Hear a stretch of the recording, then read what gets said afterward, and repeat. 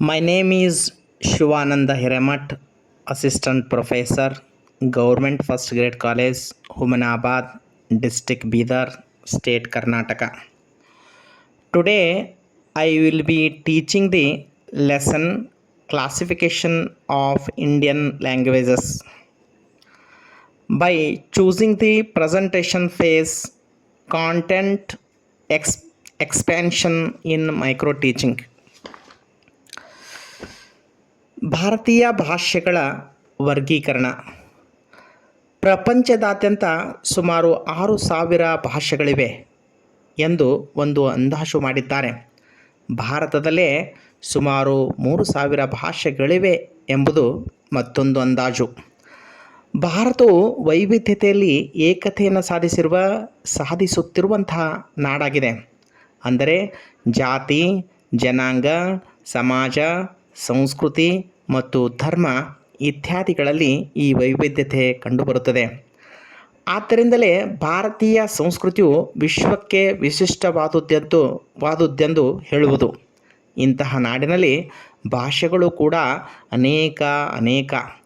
ಈ ಭಾಷೆಗಳನ್ನು ಪರಿಷ್ಕೃತ ಮತ್ತು ಅಪರಿಷ್ಕೃತ ಭಾಷೆಗಳೆಂದು ವಿಂಗಡಿಸಿಕೊಳ್ಳಬಹುದು. ಅಂದರೆ ಬರಹವಿರುವ ಮತ್ತು ಬರಹವಿಲ್ಲದ, ಇಲ್ಲವೇ ಲಿಪಿ ಗ್ರಂಥಗಳನ್ನು ಹೊಂದಿರುವಂಥದ್ದು, ಇನ್ನೊಂದು ಲಿಪಿ ಗ್ರಂಥಗಳನ್ನು ಹೊಂದಿರದಂಥ ಭಾಷೆಗಳೆಂದು ಹೇಳಬಹುದು. ಭಾಷೆಗಳ ವಿಂಗಡಣೆಯನ್ನು ಕರಾರುವಕ್ಕಾಗಿ ಉಪಯುಕ್ತವಾಗಿ ಮಾಡುವಂಥ ವಿಧಾನಗಳ ಬಗೆಗೆ ಯಾವುದು ಸಾಧು, ಯಾವುದು ಅಸಾಧು ಎಂಬ ಪ್ರಶ್ನೆಗಳು ಇದ್ದೇ ಇರುತ್ತವೆ. ಆದರೂ ಕೂಡ ಭಾಷೆಗಳನ್ನು ಮುಖ್ಯವಾಗಿ ಭೌಗೋಳಿಕ, ಜನಾಂಗಿಕ, ರಾಚನಿಕ ಮತ್ತು ವಾಂಶಿಕ ಎಂದು ವರ್ಗೀಕರಿಸುವುದುಂಟು. ಜಗತ್ತಿನ ಭಾಷೆಗಳನ್ನು ಅವುಗಳ ಆಂತರಿಕ ಸಂಬಂಧವನ್ನು ಆಧರಿಸಿ Indo European, Austro Asiatic, Sino Tibetan, African, American, Dravidian ಮತ್ತು ಫಿನ್ನೋ ಉಗ್ರಿಕ್ ಎಂದು 7 ಭಾಷಾ ಪರಿವಾರಗಳಾಗಿ ವರ್ಗೀಕರಿಸಲಾಗಿದೆ. ಇವುಗಳಲ್ಲದೆ ಇವುಗಳಿಗೆ ಹೋಲಿಕೆಯಾಗದ ಕೆಲವು ಭಾಷೆಗಳು ಜಗತ್ತಿನಾದ್ಯಂತ ಕಂಡುಬಂದಿದ್ದು ಅವುಗಳನ್ನು ಅವರ್ಗೀಕೃತ ಭಾಷೆಗಳೆಂದು, ಅನ್ಕ್ಲಾಸಿಫೈಡ್ ಭಾಷೆಗಳೆಂದು ಈ ವರ್ಗೀಕರಣವು ಮಾಡಲಾಗಿದೆ. ಇವುಗಳಲ್ಲಿ ಅನೇಕ ಕುಂದುಕೊರತೆಗಳನ್ನು ಕೂಡ ನಾವು ಕಾಣಬಹುದು. ಈಗ ಇಂಡೋ ಯುರೋಪಿಯನ್ ಭಾಷಾ ಪರಿವಾರ ತೆಗೆದುಕೊಂಡರೆ ಇದು ಜಗತ್ತಿನಲ್ಲಿ ಅತ್ಯಂತ ದೊಡ್ಡದಾದಂಥ ಭಾಷಾ ಪರಿವಾರ. ಇದಕ್ಕೆ ಸೇರಿದಂಥ ಭಾಷೆಗಳು ಜಗತ್ತಿನಾದ್ಯಂತ ಬಳಕೆಯಲ್ಲಿದ್ದು ಭಾರತದ ಭಾಷೆಗಳು ಇದಕ್ಕೆ ಹೆಚ್ಚು ಹೋಲುತ್ತವೆ. ಈ ಇಂಡೋ ಯುರೋಪಿಯನ್ ಭಾಷೆಗಳು ಇವು ಮೂಲತಃ ಒಂದೇ ತಾಯಿ ಭಾಷೆಯಿಂದ ಹುಟ್ಟಿದಂಥ ಬೆಳೆದು ಬಂದಂಥ ಭಾಷೆಗಳೆಂದು ಹೇಳಬಹುದು.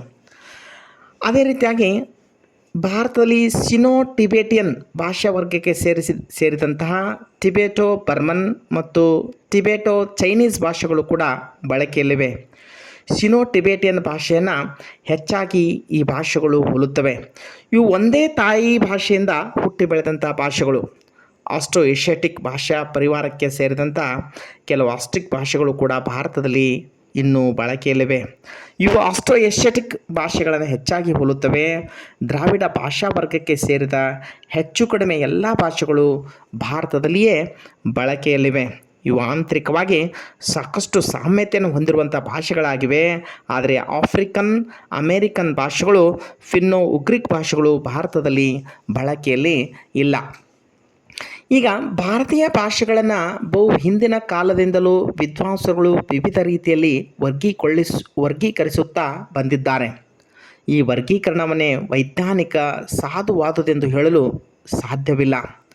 ಆದರೂ ಸಹ ಗ್ರಿಯರ್ಸನ್, ಸುನೀತ್ ಕುಮಾರ್ ಚಟರ್ಜಿ, ಸುಕುಮಾರ್ ಸೇನ್, ಸಿದ್ದೇಶ್ವರ ವರ್ಮಾ, ಬಾಬುರಾಯ್ ಸಕ್ಸೇನ್ ಮೊದಲಾದ ಈ ವಿದ್ವಾಂಸರು ಭಾರತೀಯ ಭಾಷೆಗಳನ್ನು ತಮ್ಮದೇ ಆದಂಥ ರೀತಿಯಲ್ಲಿ ವರ್ಗೀಕರಿಸಿಕೊಂಡಿದ್ದಾರೆ.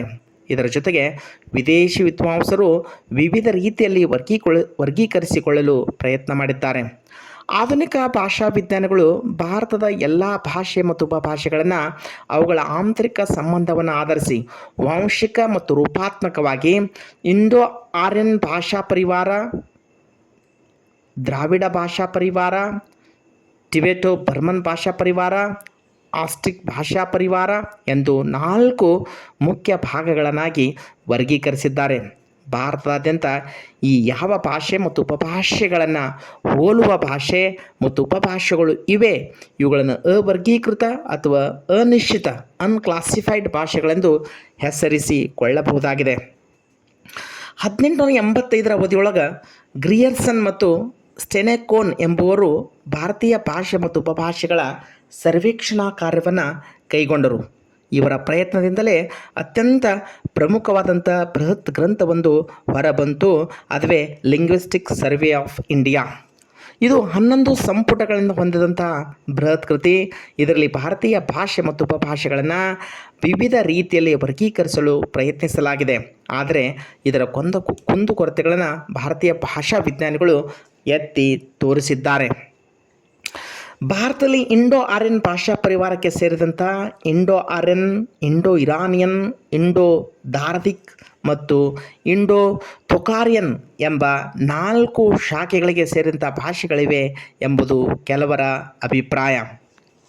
ಈ ಇಂಡೋ ಆರ್ಯನ್ ಭಾಷಾ ಪರಿವಾರಗಳ ಕುರಿತಾಗಿ ಹೇಳೋದಾದರೆ, ಈ ವರ್ಗಕ್ಕೆ ಸೇರಿದಂಥ ಭಾಷೆ ಮತ್ತು ಉಪಭಾಷೆಗಳು ಭಾರತದಲ್ಲಿ ಅಧಿಕ ಸಂಖ್ಯೆಯಲ್ಲಿ ಇವೆ, ಭಾರತಾದ್ಯಂತ ವ್ಯಾಪಿಸಿಕೊಂಡಿವೆ. ಈ ಭಾಷೆಗಳ ತಾಯಿ ಭಾಷೆ ಒಂದೇ ಆಗಿದ್ದು ವಿಕಾಸಗೊಂಡಿವೆ. ಇವುಗಳನ್ನ ಐತಿಹಾಸಿಕ ದೃಷ್ಟಿಯಿಂದ ನೋಡೋದಾದರೆ ಈ ರೀತಿಯಾಗಿ 3 ರೀತಿ ವರ್ಗೀಕರಣವನ್ನು ಕಾಣಬಹುದು. ಪ್ರಾಚೀನ ಭಾರತೀಯ ಆರ್ಯ ಭಾಷೆಗಳು, ಓಲ್ಡ್ ಇಂಡೋ ಆರ್ಯನ್ ಲ್ಯಾಂಗ್ವೇಜಸ್.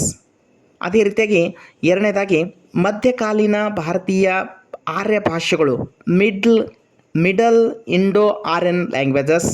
ಅದೇ ರೀತಿಯಾಗಿ ಮೂರನೇದಾಗಿ ಆಧುನಿಕ ಭಾರತೀಯ ಆರ್ಯ ಭಾಷೆಗಳು, ಮಾಡರ್ನ್ ಇಂಡೋ ಆರ್ಯನ್ ಎಂದು 3 ವರ್ಗಗಳಾಗಿ ವಿಂಗಡಿಸಲಾಗಿದೆ. ಅದೇ ರೀತಿಯಾಗಿ ಈ ಭಾರತೀಯ ಭಾಷೆಗಳ ವರ್ಗೀಕರಣವನ್ನು ನೋಡೋದಾದರೆ ಇದರ ವಿವರಣೆ ಮಾಡೋದಾದರೆ ಹಲವಾರು ರೀತಿಯಲ್ಲಿ ಹಲವಾರು ಭಾಷಾ ವಿಜ್ಞಾನಿಗಳು ಮಾಡಿ ಅದಕ್ಕೆ ಒಂದು ಸಮಂಜಸವಾದಂಥ ಬಂಧನವನ್ನು ಹಾಕುವಂಥ ಪ್ರಯತ್ನವನ್ನು ಮಾಡಿರುವಂಥದ್ದು ಮತ್ತು ಇನ್ನೂ ನಡೆದಿರುವಂಥದ್ದು ಕೂಡ ನಾವು ಕಾಣಬಹುದು.